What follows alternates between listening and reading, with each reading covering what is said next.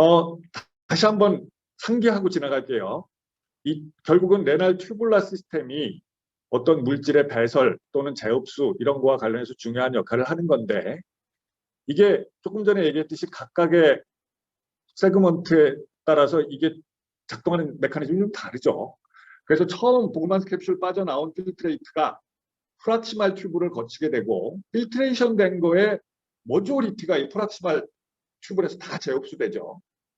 다시 한번 상기하자면, 이제 블러드 플로우를 타고 이제 이 블러드가 가서 글로멜룰에서 필트레이션 되는데, 들어가는 블러드 플로우의 한 20% 정도가 필트레이션 돼요.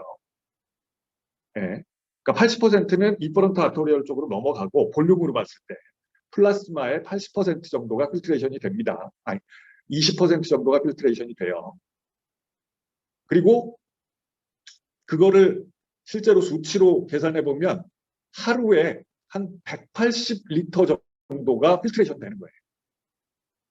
블러드 플로우, 플라스마 플로우의 20% 정도가 필트레이션 되는 거고, 그게 볼륨으로 구체적으로 얘기하면 180리터 정도가 매일매일 글로멜룰루스에서 필트레이션이 되고 있는데, 실제로 일반적으로 우리 몸에서 소변으로 밖으로 빠져나오는 소변의 볼륨은 1 내지 2리터 정도밖에 안 되기 때문에 대략 100분의 1 정도만 소변으로 나오는 거고, 99%를 재흡수하는 거예요. 예. 볼륨으로 봤을 때. 근데 이 재흡수 중에 대략적으로 반 이상, 한 6, 70% 정도가 프락시말 튜브에서 다 재흡수가 됩니다. 일단 기본적으로 뭐 예를 들어서 글루코스라든지 아미노산이라든지 이런 것들은 무조건 100% 재흡수해야 되죠. 이거는 뭐 루프로 넘어갈 것도 없이 프락시말 튜브에서 다 재흡수돼요. 100%. 당뇨병 환자 아니면. 네. 그리고 소듐 클로라이드 같은 것도 반 이상이 이미 프락시말 튜브를 지날 때 다 재흡수된 상태로 지나갑니다. 그런데 특히 프락시말 튜브에서 재흡수되는 과정에서 특이할 만한 사항은 소듐 바이카보네이트가 우선적으로 재흡수된다는 거예요. 그래서 소듐 바이카보네이트는 모조리티 85% 정도가 프락시말 튜브에서 다 재흡수되는데, 그 재흡수되는 메커니즘이 조금 특이하죠. 특이하다고 얘기해야 되나, 뭐 이게 원래 이런 건데, 이게 소듐 바이카보네이트를 재흡수해야 되는데, 당연히 이제 재흡수의 기본적인 그 드라이빙 포스는 나트륨 펌프고요. 그래서 계속 나트륨이 이제 인터스티슘 쪽으로 지금 펌핑 아웃되고 있는 거고, 이게 드라이빙 포스가 돼서 소듐이 안으로 흘러 들어오는 건데, 예, 이거는 여기까지는 당연한 건데, 그럼 바이카보네이트가 그 옆에서 어디서 같이 딸려오느냐, 이게 아니고, 소듐하고 나트륨하고 나트륨하고 하이드로젠하고 익스체인지가 일어납니다. 나트륨 하이드로젠 익스체인지라는 게 있다는 건 아시죠? 예. 그리고 이 하이드로젠이 익스체인지 되는 거는 사실 세포 입장에서 보면, 기본적으로 세포 안에는 바이카보네이트 버퍼 시스템이 있기 때문에 하이드로젠, 그리고 이제 CO2가 항상 존재하죠. 세포 안에는. 세포 아니든 밖이든 우리 몸 안에는 어디에나 약 5% 정도의 텐션으로 CO2가 있습니다. 이건 CO2는 멤브레인을 자유롭게 통과하는 물질이기 때문에 뭐 소변이건 세포 아니건 밖이건 어디나 5% 정도 존재하는 거예요, CO2. 그럼 이런 바이카보네이트 CO2 버퍼 시스템 안에서 하이드로젠이 밖으로 나간다는 의미는 뭐냐 하면, 사실은 바이카보네이트가 하나 생기는 거와 똑같아요. 왜냐하면 이 이퀄리브리엄이 있는 상태에서 CO2가 카보닉 애시드가 될 수 있고, 카보닉 애시드는 노멀 pH 상태에서 프로톤과 바이카보네이트로 해리되기 때문에 결국 이 프로톤이 하나 나갔다 하는 거는 CO2로부터 바이카보네이트가 하나 생긴 것과 같다는 거예요. 그리고 이 루멘 쪽에서는 반대 반응이 일어나겠죠. 루멘 쪽에 있던 바이카보네이트가 이 하이드로젠과 반응해서 결과적으로 탄산을 거쳐서 CO2가 되고, 이 CO2는 여기에서는 없어지고 있고 여기서는 생기고 있으니까 당연히 세포 안으로 흘러들어가는 것이죠. 그러면 이게 양쪽에서 이런 반응이 일어나는 결과로 일어나는 일은 나트륨 하이드로젠 익스체인지를 했는데 소듐 바이카보네이트가 재흡수가 된 것과 같은 거예요.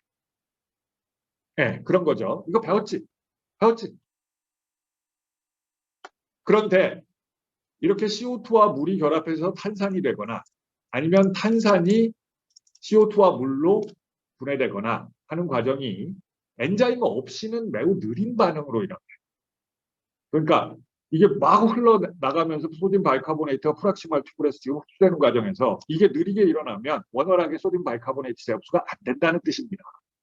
그래서 세포 안쪽은 물론이고 세포 바깥쪽까지 양쪽 모두에서 이 반응을 촉진하는 엔자임이 작용하고 있습니다. 그거를 카보닉 안하이드레이즈라고 해요. 네. 그래서 결국 프락시말 튜브에서의 소듐 바이카보네이트 재흡수는 카보닉 안하이드레이즈 엔자임 액티비티에 디펜던트 하다는 얘기가 되는 거죠. 리뷰하고 그 다음에 아까 얘기했던 루프로 넘어가면 루프는 디센딩 림에서는 일렉트로라이트의 재흡수가 안 일어나죠. 여기는 물만 재흡수되는 거죠. 예. 그리고 어센딩 림에서 일렉트로라이트가 재흡수되는데 여기서 일렉트로라이트가 재흡수되는 메커니즘은 나트륨, 칼슘, 클로라이드, 코 트랜스포트입니다. 들어봤겠지. 예. 생략 시간에 들어봤겠지. 그래서 이게 일렉트로 뉴트랄리 나트륨 하나, 포타슘 하나, 클로라이드 2개 이렇게 재흡수가 됩니다. 그리고 뭐 당연히 이 드라이빙 포스는 당연히 소듐 펌프고요. 어디에서나 이건 다 똑같은 현상이죠. 그런데 이게 조금 특이한 것이 칼륨도 계속 업테이크가 되고 있단 말이에요. 근데 나트륨 펌프도 칼륨을 세포 밖에서 세포 안으로 들여놓는 역할을 하죠. 그러다 보면 세포 안에 이 포타슘의 농도가 높은 상태가 유지됩니다. 그렇죠? 근데 아까 얘기했죠. 포타슘은 평상시에 어떤 세포에서나 기본적으로 나가고 있다고 보면 된다. 포타슘 채널을 통해서, 열려있는 포타슘 채널을 통해서. 그러니까 질질 새요. 이렇게. 농도가 높아서, 농도 경사 때문에 질질 셉니다. 포타슘 채널로. 그럼 이거는 전기적인 체인지를 일으켜요. 왜냐하면 포타슘 포지티브 차지가 세포 밖으로 지금 막 밀려 나와 있기 때문에 이 루멘 쪽이 포텐셜이 포지티브가 돼요. 루멘 포지티브 포텐셜이 된다고. 그렇게 되면 이렇게 마그네슘이나 칼슘처럼 포지티브 차지, 더군다나 이가 포지티브 차지를 가진 물질들은 세포 안쪽, 그러니까 인터스티심 쪽으로 밀려 들어오게 됩니다. 전기적인 힘 때문에. 그래서 이게 마그네슘과 칼슘의 재흡수를 일으키는 메커니즘이에요. 물론 마그네슘, 칼슘이 여기에서만 재흡수가 되는 것은 아닙니다만 주로 여기에서 재흡수가 되는데 이런 재흡수되는 데 있어서 중요한 역할을 하는 게 이 루멘 포지티브 포텐셜이다라는 거죠. 들어봤겠지? 네. 한번 상기합시다. 그러고 나면 디스탈 튜블로 넘어가죠. 디스탈 튜블로 넘어가면 디스탈 튜블에서는 또 달리 나트륨 클로라이드 코트랜스포트 메커니즘을 통해서 일렉트로라이트 재흡수가 일어나요. 그리고 여기에서는 칼슘 채널을 통해서 또 칼슘이 앞서 이제 루프에서 많이 재흡수가 됐지만 루멘 포지티브 포텐셜 때문에 여기에서도 재흡수가 되는데 이건 중요한 게 뭐냐면 조절되는 재흡수라는 거예요. 앞에서 일단 많은 양을 흡수를 하고 나서 총체적으로 이 칼슘을 얼마나 많이 흡수할 거냐를 결정하는 미세한 컨트롤을 여기서 하는데 이게 PTH에 디펜던트합니다. 당연한 얘기죠. PTH가 파라사이로이드 호르몬이요. 이것도 들어봤지? 들어봤지?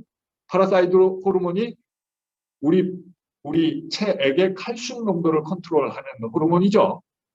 그래서 칼슘이 낮을 때 높이잖아요. 파라사이로이드 호르몬이. 칼슘을 높이려고 여러 가지 이 소화기계에서 흡수도 높일 수 있고 본에 이제 디파짓되어 있는 걸 모빌라이즈 하기도 하고 또 키드니를 통해서 빠져나가는 칼슘을 재흡수를 더 많이 하기도 합니다.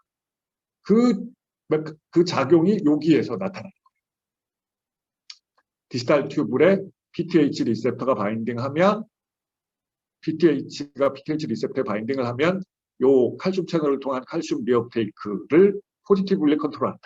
그래서 결과적으로 칼슘의 제흡수를 높여서 플라스마의 칼슘 농도를 높이게 된다는 얘기입니다. 이게 디스탈 튜블이고요. 그러면 이제 마지막 단계로 컬렉팅 튜블로 넘어가잖아요. 컬렉팅 튜블에 가면 여기는 이거는 나트륨 펌프를 통해서 나트륨이 들어옵니다. 앞서 이제 칼슘 펌프를 통해서 칼슘이 들어온 것처럼. 그리고 이것도 PTH에 의해서 칼슘 조절되듯이 알도스테론에 의해서 이 나트륨 펌프를 통한 리업테이크가 컨트롤됩니다. 알도스테론이 많을수록 더 많이 재흡수해요. 그러니까 소듐 채널을 통해서 들어오는 소듐의 양이 많아져요. 소듐이 많아지면 결과적으로 우리 몸의 체액량이 많아지는 거죠. 그렇죠? 이거는 알지? 우리 몸의 체액의 양을 결정하는 거는 나트륨의 농도다. 아니, 나트륨의 양이다. 그래서 우리 단순한 계산 한번 해볼까요? 뭐 조금 계산 한번 해보자. 머리를 깨워보자. 생리식염수, 그러니까 우리 체액과 비슷한 정도의 소금물, 이게 9g per 리터라는 거 알려나? 예, 9g per 리터예요. 소금 9g을 1리터의 물에 넣으면 그 소금물이 우리 체액과 소듐 클로라이드 농도가 거의 비슷해요. 예, 소듐 농도가 거의 비슷해요. 300mAosmol 정도 돼요. 소듐 클로라이드로는 150mmol 이 정도 됩니다. 그 얘기는 뭐냐면 이렇게 생각하면 돼요. 우리가 만약에 소금 9g을 먹었다. 그리고 만약에 즉각 흡수됐다. 그러면 목이 마르죠. 그러면 목이 마르겠지. 그러면 목이 마른데 물을 1리터 먹게 된다는 얘기. 네. 그러면 아이소오스모틱해지죠. 만약에 물을 500cc만 먹었다. 그러면 우리 몸의 체액이 소듐 농도가 높은 상태가 되고 1리터가 아니고 2리터를 먹었다. 그럼 소듐 농도가 낮은 상태가 되겠죠. 그런 거예요. 대충 그렇게 상상하면 돼. 라면 한 그릇 먹으면 소듐 한 4, 5g쯤 들었을까? 그렇게까지는 많이 안 들었나? 하여튼 라면 먹고 나서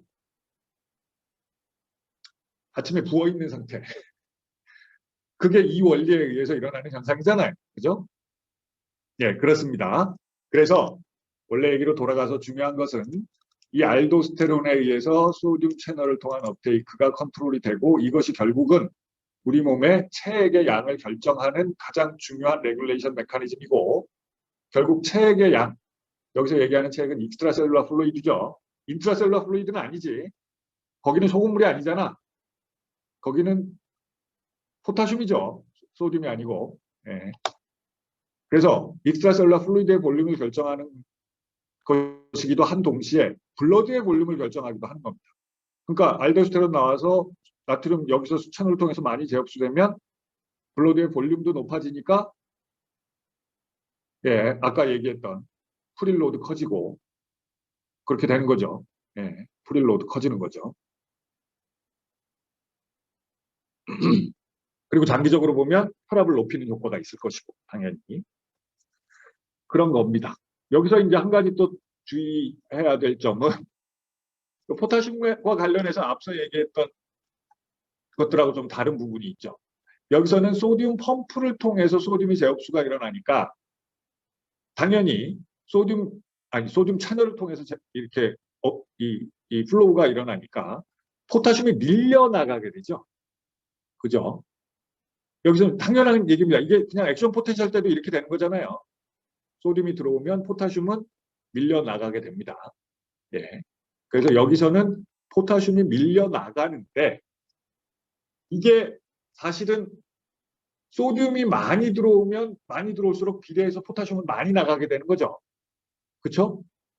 그러니까 알도스테론은 사실은 소듐의 재흡수를 컨트롤하기도 하는 거지만 포타슘의 배설을 컨트롤하기도 하는 거죠. 네. 그래서 알도스테론이 높아지면 조금 전에 얘기한 것처럼 익스트라셀룰라 플루이드의 볼륨이 많아지면서 블러드 볼륨도 비례해서 증가할 텐데 한편으로 다른 측면으로 보면 포타슘의 로스가 많아져서 아까 얘기했던 포타슘과 관련된 그 일렉트로피지올로지의 체인지가 올 수 있단 말이에요. 포타슘 레벨이 낮아진단 말이야. 디지탈리스 먹고 있는 사람이 그래서 이런 상황이 알도스테론이 많이 나오면 잘못하면 그 디지탈리스에 심각한 부작용이 나타날 수 있을 것이다 라고 생각할 수 있죠. 예. 그런 생각을 할 수 있게 됐으면 지금 오늘 아침을 보람 있게 보낸 거예요. 할 거 다 한 거야.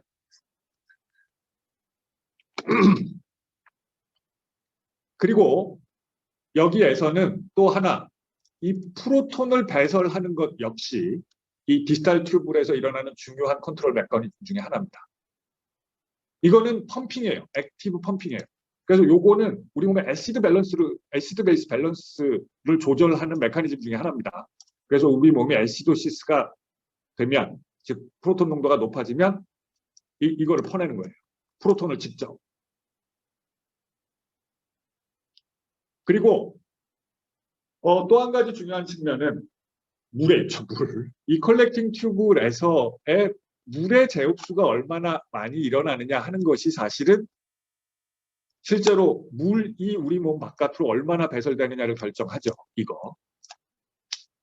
그래서 원래 물은 이제 멤브레인에 있는 아쿠아포린이라고 하는 워터 채널을 통해서 제흡수가 되는 건데, 이 아쿠아포린이 얼마나 멤브레인에 이렇게 발현이 되느냐 하는 것이 높아졌다 낮아졌다 조절이 되고, 그 조절은 ADH에 의해서 일어나잖아요. 안티 다이우레틱 호르몬, 바소프레신이라고도 하죠. 그래서 ADH가 있으면 물의 제흡수가 많아진단 말이에요. 그러니까 소변의 볼륨은 작아지고, 그래서 이거는 한편에서는 소듐의 양을 조절하고 한편에서는 물의 양을 조절하는 거죠, 우리 몸의 체액에. 그래서 예를 들어서 아까 얘기한 것처럼 소금을 9g 먹었는데 물은 2리터를 먹어버렸어. 그럼 당연히 소듐 많이 먹었으니까 알도스테론도 나올 텐데, 알도스테론 나와가지고 소듐 9g만큼 덜 흡수했어. 알도스테론이 낮아져야죠. 소금 9g 먹었으면 알도스테론이 낮아져서 소듐을 여기서 9g 덜 흡수했어. 그럼 해결이 돼야 되는데 그것만으로 해결이 안 되죠. 물은 2리터 먹었잖아. 소듐 9g 덜 흡수하면 물 1리터 덜 흡수하죠. 근데 추가적으로 물 1리터를 더 버려야 돼. 그죠? 그런 거죠. 그래서 ADH가 또 떨어져서 이게 낮아지는 효과로 인해서 물의 제흡수를 또 덜 함으로써 1리터 더. 네, 무슨 얘기인지 알겠죠? 소듐 9g 덜 제흡수하면 물 1리터 그만큼 소변으로 더 많이 빠져나오는 거고, 추가적으로 ADH 낮춰서 물만 1리터 덜 제흡수하는 거예요. 그러면 소변에 소듐 9g과 물 2리터가 나오는 거죠. 장기적으로 봤을 때. 그죠? 이렇게 우리 몸에서 소듐의 양과 물의 양을 둘 다 컨트롤한다는 얘기인 겁니다. 하나만 컨트롤해서는 안 된다는 거예요. 알잖아. 왜 잘 모르는 듯한 눈치지? 예, 그래서 키드니의 피지올로지가 이렇게 작동하고 있습니다. 그리고 아까 잠깐 언급했던 것처럼 이 네프론의 구조에서 한 가지 특이한 점은, 특이하다기보다는 이 조절에 있어서 아주 중요한 포인트 중에 하나는, 이렇게 어퍼런트 아테리오를 통해서 글로메룰루스에서 필트레이션이 쫙 되고 다시 이퍼런트 아테리오를 통해서 블러드가 나오면서 이게 튜브에서 이제 다시 한번 카필러리를 한번 내는 거잖아요. 그죠? 그래서 여기서 필트레이션 한 거를 튜브를 지나면서 이 카필러리로 다시 재흡수하는 거라고 볼 수 있죠. 그런 거죠. 근데 지금까지 얘기한 튜블라 시스템 중에서 디스탈 컨볼루티드 튜블이 요 오퍼런트 아토리얼과 이퍼런트 아토리얼 사이에 딱 여기에 위치하고 있습니다. 각각의 네프론에서. 그래서 이 전체를 적스타 그로메룰라 어페러투스라고 부르고, 여기서 일어나는 생리적 현상이 바로 튜블로 글로메룰라 피드백이라고 하는 거죠. 이게 키드니에서 각각의 네프론에서 필트레이션이 적당한 정도로 일어나게 조절하는 메커니즘이잖아요. 그래서 원리상 보면 요 디스탈 컨볼루티드 튜블에 있는 마쿨라 덴사라고 하는 조직에서 요 스페셜라이즈드 셀에서, 거기서 디스탈 지금 프락시말 거쳐서 루프 넘어가지고 들어온 이 필트레이트 안에 소듐이 많을 때는 많거나 적음을 얘가 감지하잖아요. 그래서 소듐이 만약에 많다고 하면 그게 무슨 뜻이죠? 소듐이 많다. 소듐이 앞에서 재흡수가 안 됐다. 이 얘기는 필트레이션이 너무 많이 됐다는 뜻이잖아요. 그죠? 그러면 이 필트레이션 되는 정도를 줄이고 소듐이 없다. 재흡수할 게 없네. 그러면 필트레이션 더 해라고 명령을 하고 그렇게 하는 거죠. 근데 그 명령을 여기 딱 달라붙어 가지고 오퍼런트 아터리얼, 이퍼런트 아터리얼 글로메룰러스 있는 여기 딱 달라붙어서 하죠. 그래가지고 필트레이션을 더 해야 되겠다 그러면 어떻게 할까요? 어퍼런트 아터리얼은 이완시키고 반대로 이퍼런트 아터리얼은 수축해야 필트레이션이 더 많이 되겠죠. 그런 식으로 작동합니다. 이게 튜블러 글로메룰러 피드백이죠. 그래서 결과적으로 이런 메커니즘 때문에 네프론에서 글로메룰러 필트레이션의 속도는 크게 변동 없이 잘 유지되고 있다. 혈압이 낮아져도 일정한 속도로 필트레이션 된다. 높아져도 마찬가지다. 그런 오토 레귤레이션 메커니즘이 존재한다. 오토 레귤레이션, 키드니의 GFR의 오토 레귤레이션 이런 거죠. 예, 이런 거 배웠습니다. 다시 한번 상기하고 그래서 이 튜블러 글로메룰라 피드백에서 중요한 게 마쿨라 덴사에서 NaCl을 감지해서 그 결과로 이 글로메룰라 필트레이션 레이트를 높이거나 낮추는 건데 이때 이 메디에이터로 중요한 작용을 하는 게 프로스타글란딘 물질들이에요. 그래서 이 프로스타글란딘이 나오면 어퍼런트 아테리올을 조금 전에 얘기했듯이 이거를 릴렉세이션 해가지고 GFR을 증가시키게 된다는 거죠. 그죠? 그리고 뭐 이제 이거 말고 좀 마이너한 레귤레이터로 아데노신 같은 물질도 있습니다. 그래서 아데노신은 프로스타글란딘의 피지올로지컬한 안타고니스트 역할을 하고 있어요. 키드니에서는. 그래서 아데노신이 작용하면 오히려 글로메룰라 필트레이션 레이트를 낮추는 쪽으로 작용한다는 얘기입니다. 네.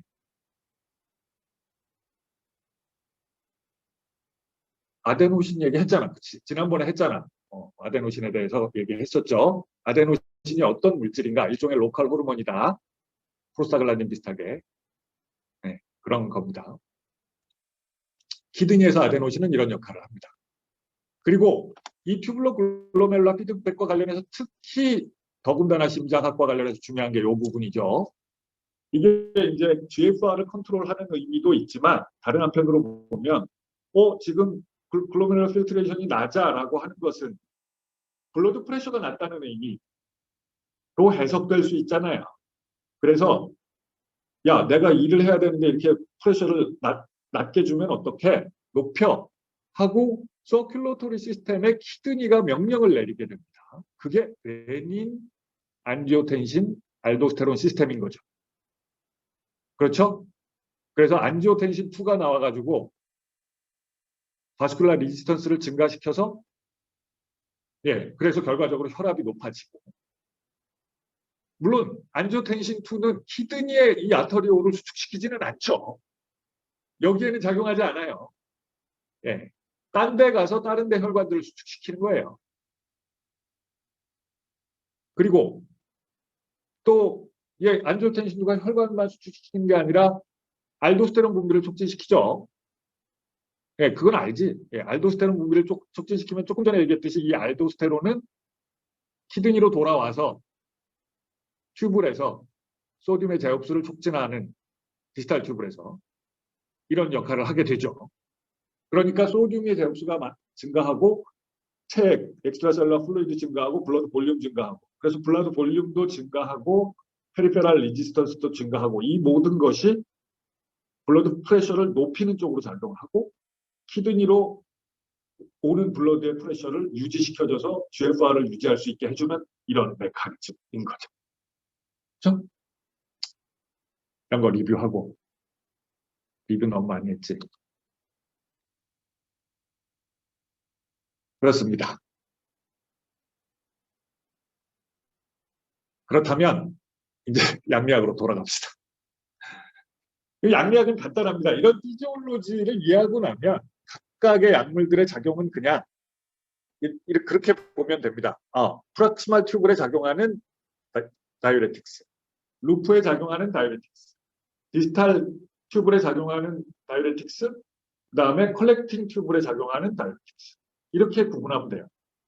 다이ure틱스라는 거는 이제 이뇨제, 그러니까 소변의 양을 늘린다는 뜻이죠. 그죠?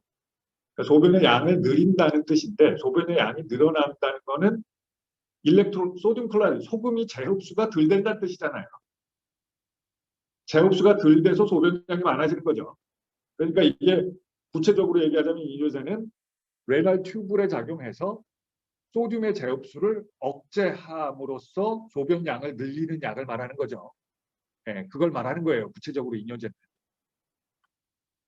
만약에 그냥 소듐의 재흡수를 흡수하는 방법이 아니라 해도 사실은 소듐의 재흡수를 억제하지 않고 그냥 물만 재흡수를 억제해도 물론 그것도 이뇨죠. 그것도 소변량은 많아져. 그렇죠? 네. 그런 경험 우리 가끔 하죠. 우리가 일상생활에서 소변량이 많아지는 경험을 하는 거 뭐 있죠? 김재현, 일상생활에서 우리가 생리학적으로 소변량이 많아지는 경험을 하는 거 어떤 경우 있나요? 물 많이 먹으면 증가할 것 같습니다. 그렇죠. 물 많이 먹으면 증가할 거고 또 커피나 술 먹었을 때도 증가할 것 그렇죠. 같습니다. 네, 맞습니다. 지극히 상식적인데 얼핏 떠올리면 잘 안 떠오를 수도 있는 그런 문제인데 그 물 마셨을 때, 커피 마셨을 때, 술 마셨을 때 이게 생리적으로 우리가 제일 흔히 경험하는 이뇨의 경험이죠. 이게 조금씩 달라요. 물 많이 마셨을 때는 조금 전에 우리가 얘기한 것처럼 ADH 분비가 억제됨으로 인해서 결과적으로 소듐 분비에는 큰 차이가 없는데 물에 이제 그 이뇨가 많아지는 거죠. 술 먹었을 때 사실은 메커니즘은 다르지만 비슷하죠. 술을 먹으면 ADH 분비를 억제하잖아요. 그거 들어봤어요? 술이 뇌에 하이포살라무스에 작용해서 이 ADH 분비를 억제해요. 그러면 ADH 분비가 떨어지면 조금 전에 물 많이 먹었을 때랑 똑같이 결과는 물의 배설이 많아지는 거죠. 근데 이 경우에는 정상적으로는 배설하지 말아야 될 물을 배설하기 때문에 우리 몸이 짜지죠. 그렇죠? 그리고 탈수가 됩니다. 볼륨도 작아져요. ECF의 볼륨도. 그래서 술 먹은 다음날 아침에 일어나면 목이 마르고 사실 우리가 숙취라고 얘기하는 증상들의 상당히 많은 부분이 이것 때문에 일어나는 거죠. 목 마르고 그렇죠. 커피 마셨을 때 왜 이뇨가 일어날까? 커피는 왜? 그건 왜 그럴까? 그거는 우리가 조금 전에 얘기하고 지나간 거예요. 커피는 아데노신의 안타고니스트 액션이 있습니다. 이거 얘기한 적 없나? 없을까?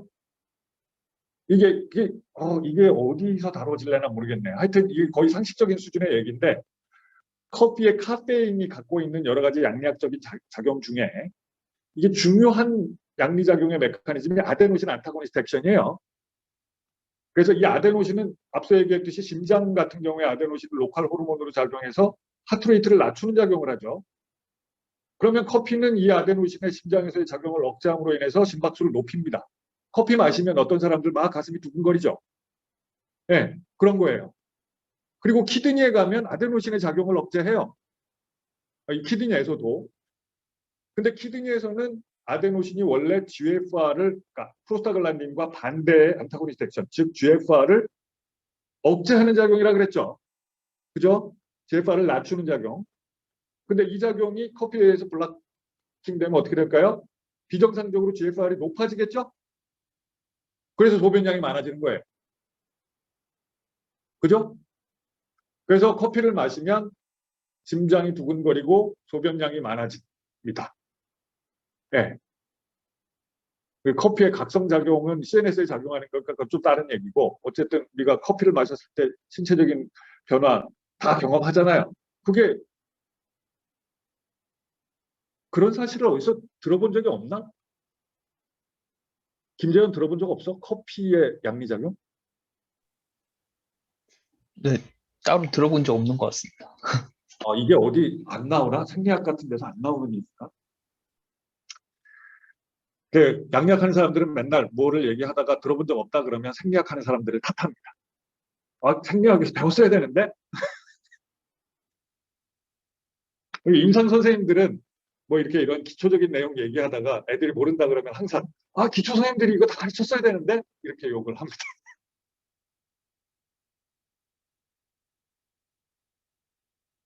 그러고 나서 예를 들어서 기초 선생님을 만나면 뭐라고 할까요? 서로 얘기합니다. 우리는 잘 가르쳤는데 학생들이 다 잊어먹었다. 그래서 결국은 다 당신들 죄가 돼. 예, 그런 겁니다. 그래서 그런 이뇨라는 개념 자체가 이제 어떨 때는 물만 나오고 어떨 때는 이제 정상적인 생리 반응으로 나오고 어떨 때는 감기적인 현상이고 뭐 어떨 때는 약에 의해서 나오고 뭐 이런 다양한 의미가 있는데 어쨌든 이뇨제라고 일반적으로 우리가 얘기하는 거는 좁은 의미의 이뇨제는 레날 튜블에 작용해서 소듐의 재흡수를 억제함으로써 결과적으로 그렇죠. 소듐의 재흡수를 억제함으로써 결과적으로 우리 몸의 체액의 양을 줄이는 그런 에이전트들을 좁은 의미로 이뇨제라고 합니다. 네. 그래서 각각의 이뇨제가 가지는 구별점은 튜블의 어느 리전에 작용하느냐는 거예요.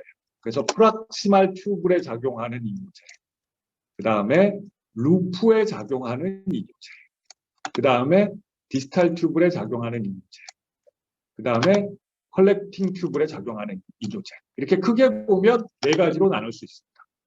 그리고 우리가 예측할 수 있듯이 프락시말 튜블에 작용하는 것은 카보닉 안하이드레이즈 이니비터.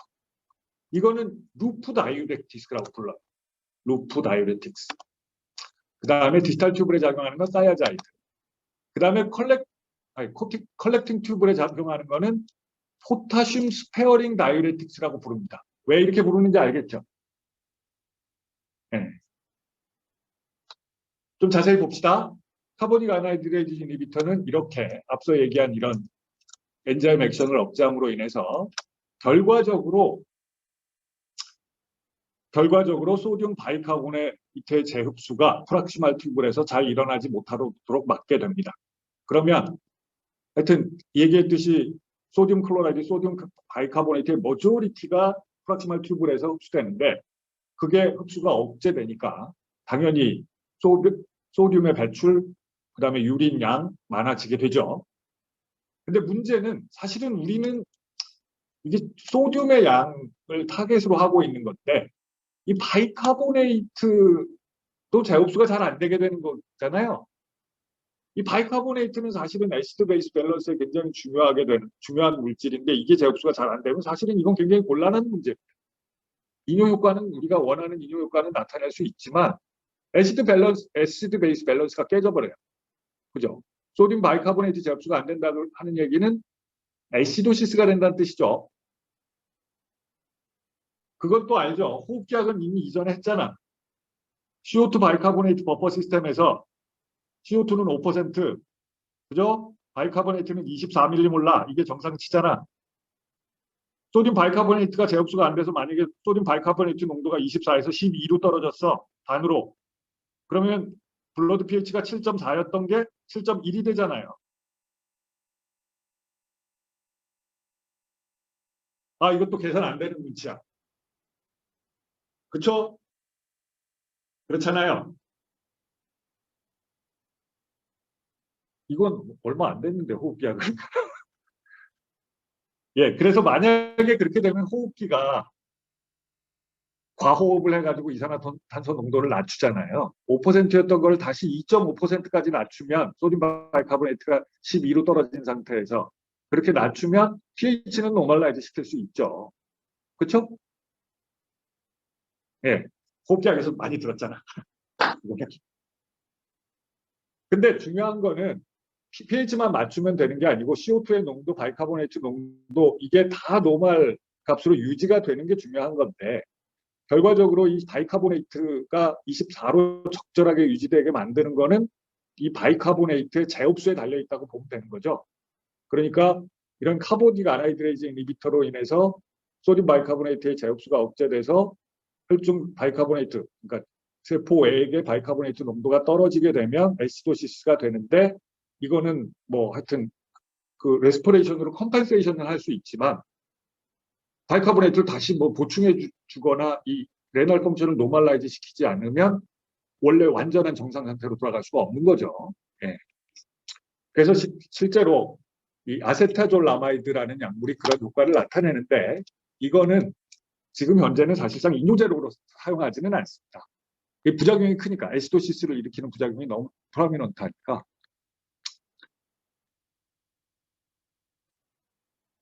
예.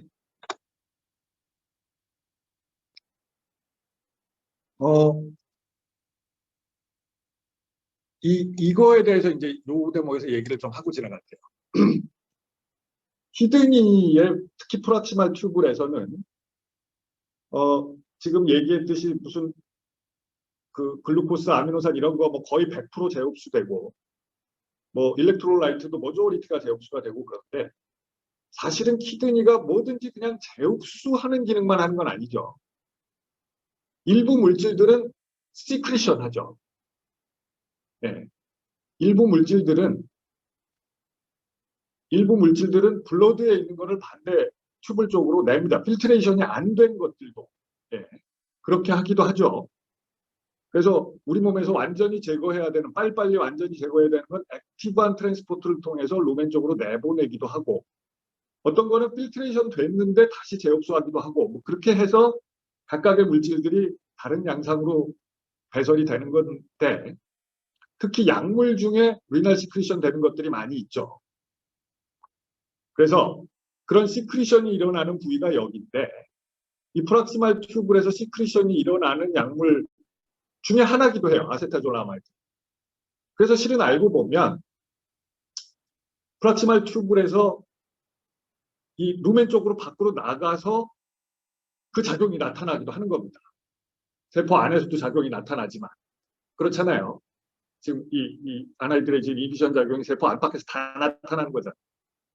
근데 이 세크레토리 시스템이 뭐 각각의 물질에 대해서 각각의 세크레토리 시스템이 있는 게 아닙니다. 그래서 이 세크레션 되는 이런 물질들 중에 상당수는 서로 컴피티션을 해요.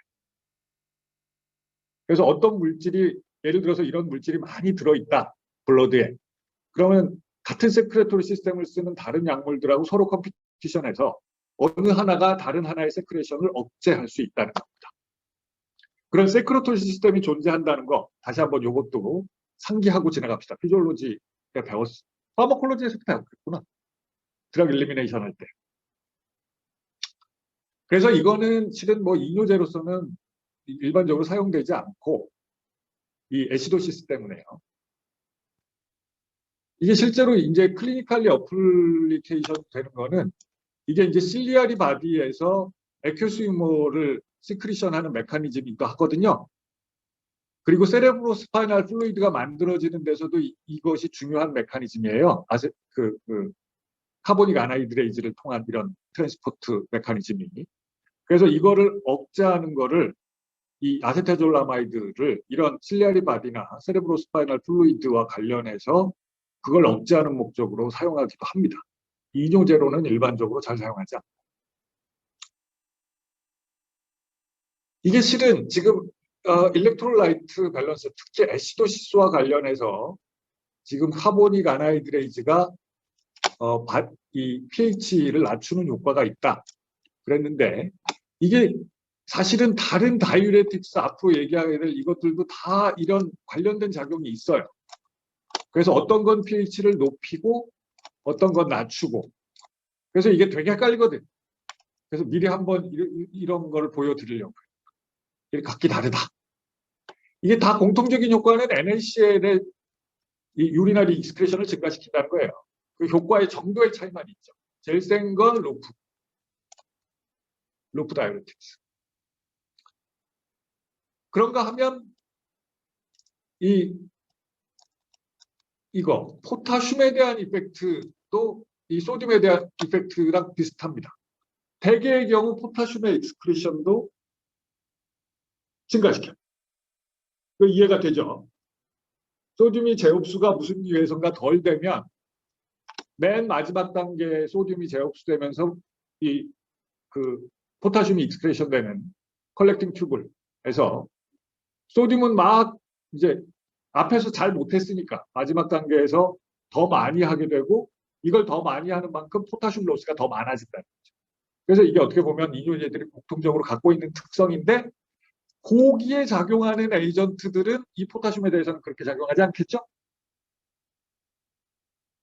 포타슘 익스크레션이 반대 방향이죠. 그렇죠? 그래서 이거는 오히려 포타슘의 거기서 소듐의 리업테이크를 억제해서 소듐의 배출은 증가되지만 여기서 포타슘의 리업테이크도 이게 안 되는 만큼 더 안 되니까 아니죠. 지금 잘못 얘기했지. 포타슘 앞에 이뇨제 같으면 소듐의 재흡수가 잘 안 돼서 마지막 단계에서 소듐의 재흡수가 많아지면서 소듐이 많이 들어오는 만큼 포타슘이 많이 나가고 여기서 포타슘이 많이 재흡수되면 재흡수되는 과정을 억제하면 포타슘도 같이 못 나가게 되니까 포타슘 스페어링이 되는 거죠. 그래서 이렇게 앞서 얘기했던 포타슘 스페어링 에이전트라고 하는 것이 이름이 이렇게 붙어진 겁니다. 한번 미리 이렇게 전체적으로 서로 비교하는 테이블을 한번 보고 지나갈게요. 이게 계속 헷갈리거든. 나도 강의하면서 계속 헷갈리잖아. 예, 그래서 앞서 얘기한 것처럼 글라우코마 같은 상황에서 사용할 수 있고요. 얘기했듯이 이제 이게 위크 애시드의 시크리션 시스템하고 공유되기 때문에 그냥 위크 애시드들의 경우에는 이거 중요하게 이게 그거 지난번에 우리 작년에 양리학 때 튜브에서 어떤 물질이 프리폼이냐 바운드 폼이냐 아이오나이즈드 폼이냐 이런 거 계산하는 거 한번 냈다가 여러분들 다 틀린 문제 있잖아요. 그 문제가 기억이 날지 모르겠는데 그 문제를 상기하시면 이거를 이해하실 수 있습니다. 네, 그 문제를 상기하시면 유린의 pH가 알칼라인하냐 또는 애시딕하냐에 따라서 위크 애시드 또는 위크 베이스인 물질이 재흡수가 될지 말지가 영향을 받을 수밖에 없죠. 그 원리입니다. 뉴트럴 폼은 멤브레인을 통과해서 들어오니까 재흡수가 될 거고 아이오나이즈드 폼은 멤브레인을 통과하지 못하니까 재흡수가 잘 안 될 거란 말이에요. 그렇죠? 예. 근데 예를 들어서 유릭 애시드 같은 물질은 위크 애시드죠. 그러면 애시딕한 유린 상태에서는 어떻게 됐죠? 애시딕한 유린 상태에서는 뉴트럴 폼이 더 많아지죠. 그죠? 뉴트럴 폼이 더 많아지니까 재흡수가 더 잘 되게 되죠. 그리고 반대로 만약에 유린이 알칼라인해지면 아이오나이즈 돼서 멤브레인을 통과하지 못하는 폼으로 바뀌게 되니까 재흡수가 안 되게 된단 말이에요. 그렇죠? 그래서 우리가 유린의 볼륨하고 별개로 유린의 pH를 모듈레이션을 하는 목적으로 이 아세타졸라마이드를 쓸 수 있어요. 아세타졸라마이드를 하면 몸은 애시도시스가 되는 대신에 유린은 어떻게 되죠? 알칼라인해지죠. 소듐 바이카보네이트가 많으니까 알칼라인해지잖아요. 그러면 이런 위크 애시드들이 더 많이 아이오나이즈 되고 그러므로 더 재흡수가 안 되게 되죠. 그렇죠? 그러니까 유릭 애시드가 우리 몸에 높다. 그러면 아세타졸라마이드를 써서 유린을 알칼라인하게 만들면 적어도 유린으로 빠져나가는 유릭 애시드는 더 많아진다. 이런 뜻인 겁니다. 네. 그래서 이뇨제가 1차적으로 소듐의 재흡수를 억제하는 그래서 결과적으로 체액의 양을 줄이는 효과가 나타나는데 그 부수적으로는 이런 다른 물질의 재흡수에 영향을 미쳐서 예를 들면 유릭 애시드의 재흡수를 억제함으로써 유릭 애시드 배출을 증가시키고 몸의 유릭 애시드 레벨을 낮춘다. 이런 목적으로도 사실은 사용할 수 있습니다. 예.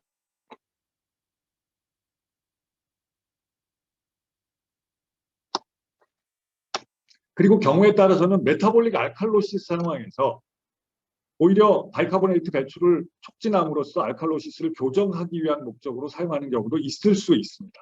당연히 그럴 수 있겠죠. 그 다음에 이게 CF 포메이션과 관련해서는 마운틴 시크니스에 대한 효과도 있다고 알려져 있습니다. 예. 그러면 이제 뭐 이 내용들에 대해서 우리가 이해할 수 있죠. 그래서 메타볼릭 애시도시스가 될 거다. 그 다음에 지금 이 알칼라인 유린이 되면 애시드들의 배출은 촉진될 수 있다라고 얘기했는데 사실은 다른 한편으로 보면 알칼라인 유린으로 됨으로 인해서 바람직하지 않은 부분도 있어요. 왜냐하면 이 칼슘에 의한 스톤이 생기는 데 있어서 이 알칼라인 pH가 촉진 역할을 해요. 그러니까 알칼라인한 pH에서 스톤이 더 잘 생겨. 칼슘 스톤이. 그래서 스톤을 유발하는 그런 톡시티가 있다는 거죠. 유릭 애시드 배출은 촉진할 수 있고 스톤의 생성도 촉진할 수 있고. 그 다음에 앞서 테이블에서 언급했던 것처럼 여기서 소디움 제흡수가 어쨌든 많이 일어나니까 맨 마지막 단계에 가서 컬렉팅 튜브에서 소디움이 지금 제흡수할 소디움이 앞에서 안 되고 많이 맨 마지막까지 온 거니까 소디움 채널을 통해서 더 많이 흡수가 되고 그만큼 포타슘 웨이스팅이 일어난단 말이죠. 소디움이 많이 들어오는 만큼 포타슘이 더 많이 나가니까. 그죠? 그래서 하이포칼레미아를 유발한다는 거예요. 예, 이 약물만 그런 게 아니지만. 그다음에 이런 다른 부작용들도 일부 있고요. 또 한 가지 중요한 포인트는 이런 유릭 애시드 같은 거는 알칼라인 유린 상태에서 아이오나이즈 돼가지고 더 배출이 잘 된다고 했잖아요. 근데 이 암모니아의 경우에는 다른 문제가 있죠. 암모니아는 애시딕한 pH에서는 암모늄 아이온 상태가 되고 알칼라인 pH에서는 NH3 폼이 되죠. 그죠? 이게 암모니아고 이게 암모니아, 요거는 암모늄 이온이죠. 예. 근데 암모늄 이온은 차지가 있으니까 제흡수가 잘 안 되죠. 암모니아는 차지가 없으니까 제흡수가 아주 잘 돼요. 이거는 멤브레인을 거의 CO2처럼 거의 지 맘대로 통과하는 물질이야. 그쵸? 근데 알칼라인해지면 요거가 낮아지고 요렇게 되는 거죠. 예. 앞서 얘기한 거랑 똑같은 원리입니다. 그래서 알칼라인 유린 상태에서는 이거의 제흡수가 많아지니까 이거 그래서 하이퍼 암모네미아를 유발할 수 있고 이 아시죠? 이 헤파틱 엔세팔로파시 같은 거를 유발할 수 있습니다. 헤파틱 엔세팔로파시 들어봤을라나? 이게 암모니아의 톡시티에 제일 취약한 게 뇌죠. 그렇습니다. 암모니아의 톡시티에 제일 취약한 게 뇌예요. 그리고 이 암모니아의 톡시티에 취약한 뇌를 보호하기 위해서 열심히 일하고 있는 애들 2명이 있죠. 리버와 키드니.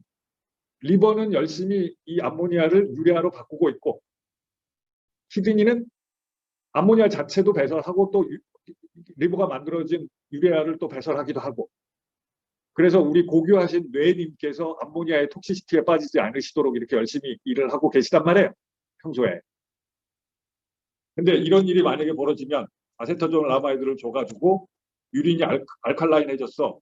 그래서 이게 암모늄 아이온 상태여야 될 게 암모니아가 됐어. 그러면 이제 뇌님께서 또 이런 힘겨운 일을 겪고 있을 수 있다는 얘기인 거죠. 예, 아세타졸 라마이드는 이조제로서 뭐 잘 안 쓰는 약물인데 어쨌든 생리적으로 그런 백그라운드는 이해하실 필요가 있겠습니다. 그 다음에 루프로 넘어갈게요. 루프로 넘어가자면 루프 다이우레틱스는 퓨로세마이드, 에스타크리닉 애시드, 뷰메타나이드 이런 것들이 있습니다. 루프에 작용해서 아까 얘기했듯이 NKCC, 나트륨 칼륨 클로라이드 익스체인지를 억제해서 루프에서 제흡수를 억제하게 되는 거죠. 이게 말씀드렸듯이 이제 실제로 이 유린의 볼륨, 그러니까 소듐의 제흡수를 억제하는 정도 디그리 그리고 유린의 볼륨이 증가하는 정도로 봤을 때 가장 강력해요. 이게 루프에 작용하는 게. 물이 쫙 빠집니다. 하여튼. 그러니까 소듐도 쫙 빠지고 물도 같이 쫙 빠지고 하여튼 우리 몸에서 쫙쫙 빠져요. 예. 그래서 아주 급하게 우리 몸의 체액량을 낮춰야 될 필요가 있는 그런 상황에서 이런 것들을 주로 씁니다. 급히.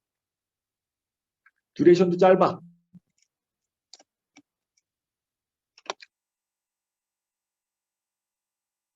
그런데 아까 말씀드렸다시피 루프 다이레틱스 같은 경우에는 적스타 글로메룰라 오페러티스에도 영향을 미쳐요.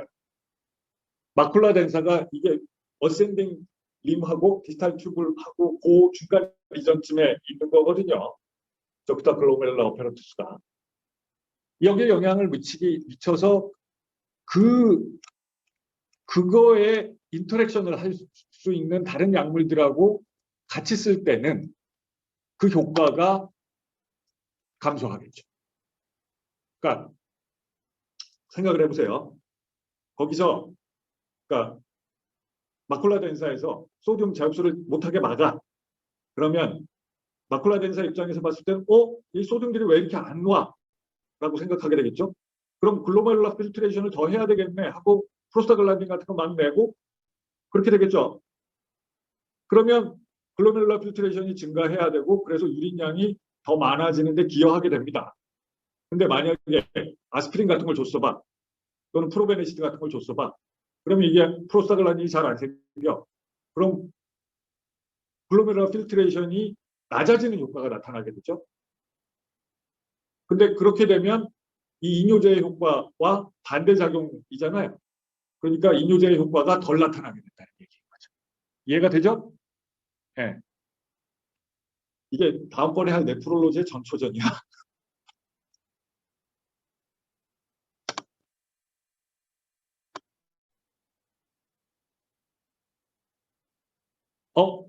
잠깐만요. 이 얘기를 제가 슬라이드를 이 얘기를 한 겁니다. 이 얘기. 예. 그래서 이 액션이 엔세이드 같은 거에 의해서 억제될 수 있다 이런 얘기를 한 거예요. 슬라이드랑 매칭이 좀 안 됐네요. 요거는 또 다른 부분은 뭐냐 하면 이게 아까 얘기했듯이 약물들이 프락시말 튜브에서 배설이 되는 약물들이 많은데 이 약물도 루프 다이레틱스도 프락시말 튜브에서 배설이 돼서 루프에 가서 작용하는 약물이에요. 그래서 지금 엔세이드나 프로베네시드는 같은 세크레토리 시스템을 공유해요. 그래서 얘네들은 세크레션을 억제함으로 인해서 작용을 억제시킬 수가 있습니다. 그리고 엔세이드는 이중으로 프로스타글란딘의 작용을 억제함으로써 이거의 작용을 억제할 수 있어요. 두 가지 메커니즘으로 엔세이드는 루프 다이레틱스의 작용을 억제하는 거예요. 네. 세크레션에서 컴피티션 한다. 그 다음에 프로스타글란딘의 효과를 차단한다. 두 가지 메커니즘. 네, 그렇습니다. 제가 순서를 잠깐 헷갈렸네요. 예. 그리고 아까 얘기했던 것처럼 이 루프에서 NKCC 업테이크가 되는 바람에 루멘 포지티브 포텐셜이 되고 그걸로 인해서 마그네슘, 칼슘이 밀려 들어온다 얘기했었잖아요. 그러니까 여기 이 메커니즘을 억제하면 결과적으로 마그네슘과 칼슘의 재흡수도 억제되죠. 그렇죠? 그래서 하이포마그네세미아 또는 하이포칼세미아를 유발할 수 있습니다. 그래서 예를 들면 어큐트 펄모너리 이데마처럼 지금 빨리 몸에서 물 빼야 되는 이런 상황에서 사용하는데 아까 애시드 베이스와 관련해서 얘기했던 것처럼 이것도 예를 들면 하이포칼세미아 같은 상황에서도 치료적인 목적으로 사용할 수도 있는 거예요. 네. 하이퍼칼레미아를 유발한다는 데 있어서는 마찬가지죠. 네. 컬렉팅 튜브에 작용하는 거 말고 다른 다이레틱스는 다 하이퍼칼레미아를 유발할 수 있는 거죠.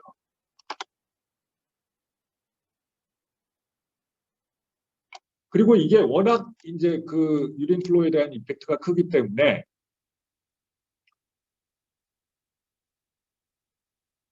그 어큐트 레날 페일리어에 대해서는 이제 네프롤로지 가서 자세히 배우실 텐데 이게 어쨌든 유린 플로우를 유지시켜 주는 게 중요합니다. 키드니 레날 페일리어 상황에서. 그래서 그런 목적으로 사용할 수도 있습니다. 이거에 대해서 자세한 설명은 네프롤로지를 하면서 다시 한번 아마 공부하게 될 겁니다. 그 다음에 이제 이런 브로마이드나 플로라이드, 아이오다이드 같은 것도 이 디지털 튜브, 아니, 루프에서 어센딩 림에서 흡수되기 때문에 이런 것들의 익스크레션을 촉진하는 데에도 부수적으로 사용할 수 있습니다. 그 뭐 하이포칼레미아와 메타볼릭 알칼로시스를 유발하는 효과에 대해서는 공통적인 거고요. 이게 특징적으로 이 루프 다이렉티스는 오토톡시티를 유발할 수 있습니다. 그리고 이 유리게시드에 대한 이펙트가 앞서도 잠깐 언급했었는데 이거는 좀 다릅니다. 이게 메커니즘은 좀 복잡한데 어쨌든 그 피로세마이드 같은 루프 다이렉틱스가 이 플루이드를 익스프레션 시키는 효과가 워낙 강력해서 하이포볼레미아를 유발하게 되는데 이 하이포볼레미아로 인해서 유리게시드의 리업소프션이 프록시말 튜브에서 증가하는 효과가 부수적으로 나타납니다. 그래서 가우트 환자의 경우에는 이런 이뇨제로 인해서 가우트의 그 어택을 프리시피테이션 하는 효과가 나타날 수 있다라는 겁니다. 그 다음에 알러직 리액션 같은 것도 나타날 수 있고요. 얘기했듯이 이제 시비어 디하이드레이션이 유발될 수 있습니다. 대신 이게 그 나트륨에 딸려서 나가는 거니까 하이포나트레미아가 이게 나트륨이 많이 빠지느냐 물이 많이 빠지냐에 따라서 이 두 가지 중에 만약에 물은 많이 빠지지 않고 나트륨만 많이 빠졌다 그러면 하이포나트레미아가 되는 거거든요. 근데 루프 다이우레틱스는 하이포나트레미아를 유발하는 효과가 별로 없습니다. 왜 그러냐 하면 루프의 작용이 깨지면 카운터 커런트 이펙트가 작아지죠. 카운터 커런트 이펙트 들어봤나요? 들어봤네. 들어본 사람이 일단 있어. 예, 카운터 커런트 이펙트. 이게 이제 왜 키드니에 루프가 있느냐가 그거에 해당하죠. 이게 유린을 컨센트레이션 시킬 수 있는 메커니즘이 바로 이 루프인데 그만큼 이 루프의 작용이 억제된 만큼 유린 컨센트레이션이 잘 안 된다는 얘기고 다시 말해서 상대적으로 소듐에 비해서 물이 더 잘 빠져나가기 쉽다는 뜻이 되죠. 그래서 소듐이 많이 빠져나가는 상황에서 물이라도 더 재흡수하려고 하는데 그래서 하이포나트레미아가 될 수 있는데 루프에 작용하는 이뇨제의 경우에는 이런 하이포나트레미아를 일으키지 않고 조금 이따 얘기하겠지만 이런 사이아자이드 같은 디스탈 튜브에 작용하는 약물 같은 거는 흔히 하이포나트레미아를 유발할 수 있습니다.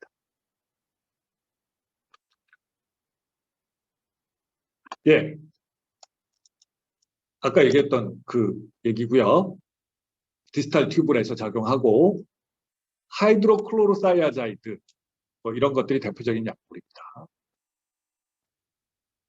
이것도 역시 또 유리게시드와 관련해서 사이아자이드가 유리게시드와 프록시말 튜브에서의 세크레터리 메커니즘에서 컴피티션을 하기 때문에 이게 유리게시드 세크레션을 억제시키는 효과가 나타날 수 있습니다. 이것도.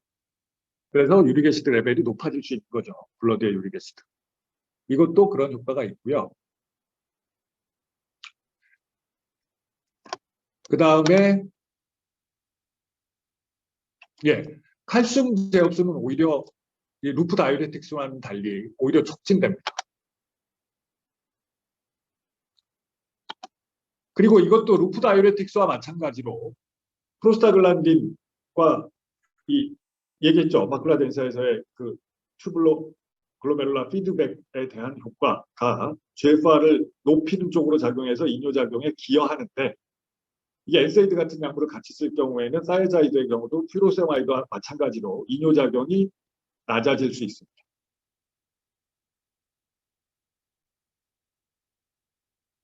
그래서 이 사이아자이드는 하이퍼텐션에 이제 이후에 얘기하겠지만 하이퍼텐션에 가장 기본적으로 사용하는 약물 중에 하나입니다. 하이퍼텐션에 1차적으로 제일 먼저 사용하는 드럭 중에 하나예요. 몸에서 소듐을 더 많이 빼낸다.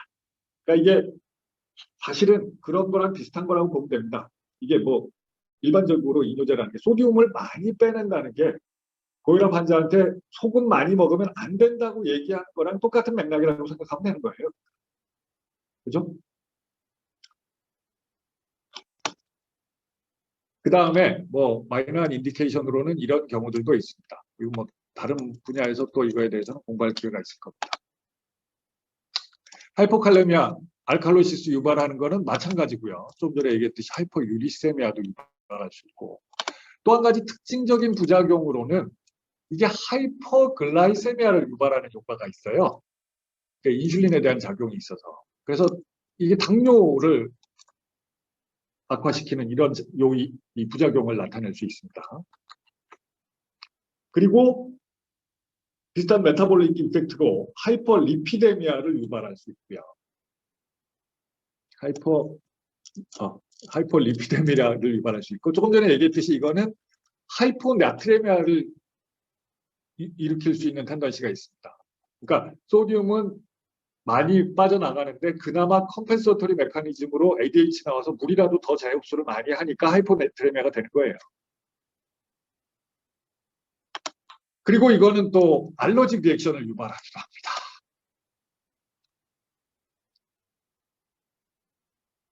마이너한 부작용으로는 이런 것들이 있고요. 그래서 다음으로 포타슘 스페어링 에이전트 마지막 단계에 작용하는 프락시말, 그다음에 루프, 디스탈, 컬렉팅. 네 번째. 네 번째, 요게 좀 특징적인 거죠. 앞서도 얘기했다시피 얘네들은 마지막 단계에서 작용하기 때문에 포타슘이나 프로톤에 대한 이펙트가 다릅니다. 얘네들은 메타볼릭 애시도시스를 유발하지 않고 포타슘 로스를 유발하지 않습니다. 그렇죠?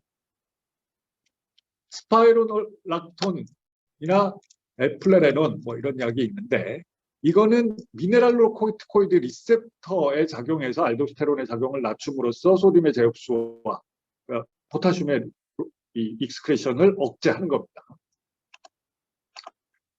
이 같은 부위에 작용하는 약물로 아밀로라이드나 트리암티렌이라는 약도 있는데, 이거는 알데스테론의 리셉터에 작용하는 것은 아니고요.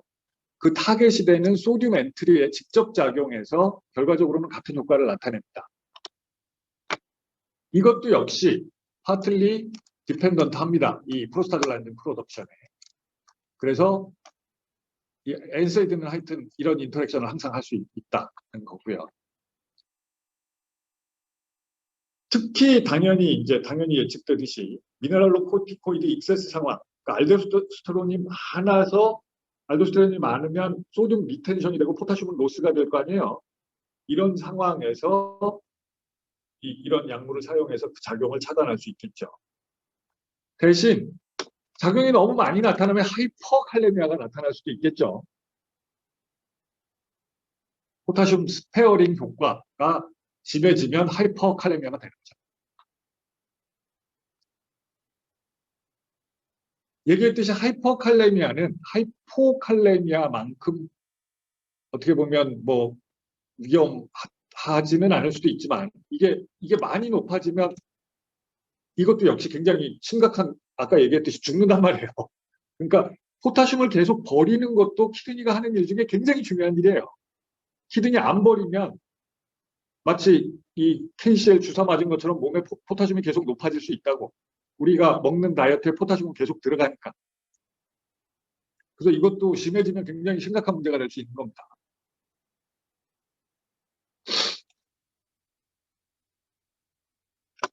알칼로시스가 아니고, 이거는 이제 알칼로시스를 유발하니까 아까 이제 예를 들어서 아세타졸라마이드 같은 거는 메타볼릭 애시도시스, 그러니까 메타볼릭 애시도시스 상황에서, 아니죠. 아세타졸라마이드는 메타볼릭 애시도시스를 유발하는 거죠. 그렇죠? 소듐 바이카보네이트 재흡수를 억제해서 애시도시스를 유발하는 건데, 이거는 메타볼릭 알칼로시스를 일으키기 때문에 반대로 메타볼릭 애시도시스 상황에서 치료적인 목적으로 사용할 수도 있습니다. 네, 소듐의 재흡수를 억제하는 효과가 아니라 이제 이 프로톤의 재흡수를 촉진하는 효과로 그걸 목적으로 아니. 예, 미안합니다. 지금 제가 또 헷갈렸죠. 톡시시티가 칼륨이 높아질 수 있고 그 다음에 애시드가 높아질 수 있는 거죠. 예. 나도 맨날 헷갈린다. 그 다음에 이게 알도스테론의 리셉터에 작용하는 약물들이 사실은 스테로이드 호르몬에 대해서 넌스피시픽한 바인딩 액션을 나타낼 수 있기 때문에 섹스 스테로이드에 대한 효과로 인해서 이런 부작용이 나타날 수도 있습니다. 자이네코마스티아 같은 이런 부작용들도 나타날 수 있습니다.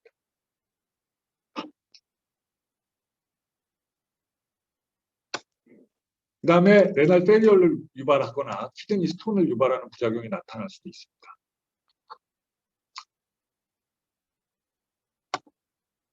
그리고 이 에이전트들이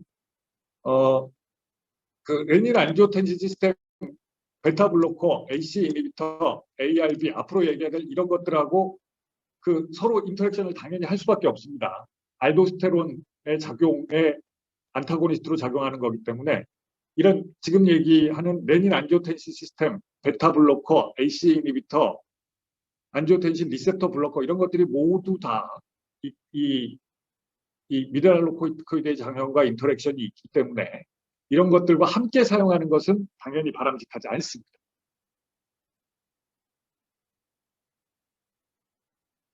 다시 한번 보고 지나갈게요. 예. 그래서 포타슘에 대한 이펙트로 보면 이 포타슘 스페어링 에이전트를 제외하고는 모두 다 포타슘의 로스를 증가시키는 효과. 그러니까 소듐을 재흡수 못한 만큼 여기서 소듐 재흡수 조금이라도 더 하려고 하는 바람에 이 디스탈, 그러니까 컬렉팅 튜블 사이드에서 그래서 포타슘의 로스가 많아지는 효과가 있는데 비해서 컬렉팅 튜블에 작용하는 에이전트는 포타슘의 로스를 오히려 억제하는 효과가 있다. 바디 pH로 보면 일반적으로 루프에 작용하는 약물이나 사이아자이드 이런 약물들은 당연히 여기서 그 애시드의 시크리션이 더 증가할 것이기 때문에 바디 pH는 높아지는 알칼로시스를 유발하는 효과가 있는데 비해서 요거나 요거의 경우에는 반대로 바디 pH를 낮추는 효과가 나타난다.